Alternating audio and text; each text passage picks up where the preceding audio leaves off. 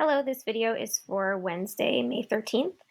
Today you're reading the first half of chapter 5, which is Los Guayabas, which means guavas.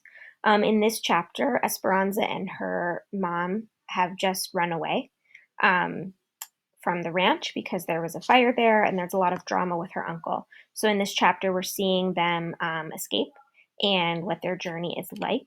And as we read today, we're going to be summarizing how characters feel. Good readers can identify and summarize how characters feel and why they feel this way. So the author's always going to use details to help you understand how characters feel, and we can use characterization to make inferences about these characters. So you might ask yourself, how's the character feeling? Why is the character feeling this way? And what details support my thinking? So as you're reading today, you might come across the word peasant. The word peasant means a poor person from a low or working class. I'm going to read the very beginning, the first couple pages for you, and then we'll go over the first question on your Google Forms, and then we'll briefly discuss it, and then during Zoom we'll get into a deeper discussion about the book. They emerged from the fig orchard and continued through a pear grove. When they came into a clearing, they saw Senor Rodriguez waiting with a lantern by the barn doors. They hurried inside.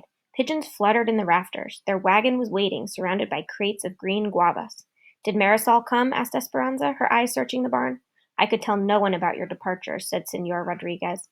When the time's right, I will tell her that you looked for her and said goodbye. Now we must hurry. You need the protection of darkness. Alfonso, Miguel, and Senor Rodriguez had built another floor in the wagon, higher than the real one, and open at the back, with barely enough room between for Mama, Esperanza, and Hortensia to lie down. Hortensia lined it with blankets. Esperanza had known about the plan, but now she hesitated when she saw the small space. Please, can I sit with Alfonso and Miguel? Mija, it's necessary, said Mama. There are too many bandits, said Alfonso. It's not safe for women to be on the roads at night. Besides, your uncles have many spies. Remember? That's why we must take the wagon to Zacatecas and catch the train there instead of from Aguascalientes. Luis has bragged about the engagement to everyone, said Hortensia. Think how angry he'll be when he discovers you've gone. We cannot take the chance of you being seen. Mama and Hortensia said grateful goodbyes to Senor Rodriguez, then slid between the floors of the wagon. Esperanza reluctantly scooted on her back between them. When can we get out? Every few hours we'll stop and stretch, said Mama. Esperanza stared at the wood planks just a few inches from her face. She could hear Alfonso, Miguel, and Senor Rodriguez dumping crate after crate of guavas onto the floor above them, the almost ripe fruit rolling and tumbling as it was piled on. The guavas smelled fresh and sweet like pears and oranges all in one. Then she felt the guavas roll in around her feet as Alfonso and Miguel covered the opening. If anyone saw the wagon on the road, it would look like a farmer and his son taking a load of fruit to market. How are you? Alfonso asked, sounding